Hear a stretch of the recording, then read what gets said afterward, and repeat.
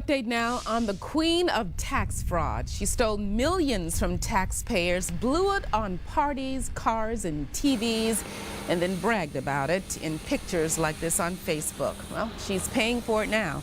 Fox 13's Gloria Gomez was there when she was sentenced today. What happened, Gloria? Well, keep in mind that Wilson actually pled guilty to tax fraud back in April, and she thought the judge would cut her some slack, but the judge had other plans.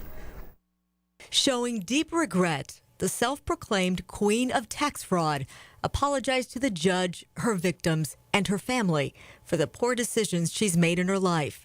Rashia Wilson pleaded guilty to tax fraud in April, and at her sentencing today, her defense attorney asked for a more lenient sentence.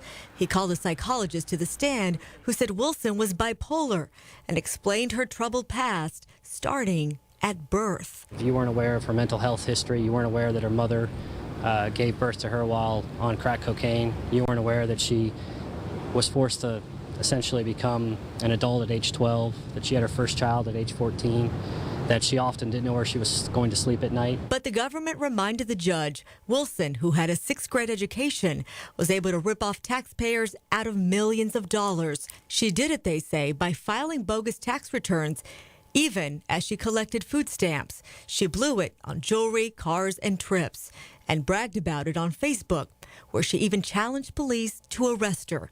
And they did in September of last year. After 2 hours of arguments in a packed courtroom filled with Wilson's family, the judge showed no mercy and slapped Wilson with 21 years in prison. The judge said Wilson knew right from wrong and in a calculated manner stole over $3 million from the government. Wilson's uncle was deeply disappointed but accepted the tough sentence. She was just really interested in her family, you know, doing good by them, but she broke the law. I feel bad for her. 20 years is a long time.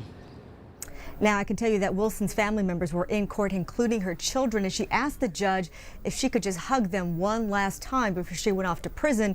The judge said no. The U.S. Marshals would not allow it. They can't break the rules for her. So another crushing blow to her as she went off to prison. Back to you. And you know, with that kind of sentence, it really does send a message, too. Thank you very much.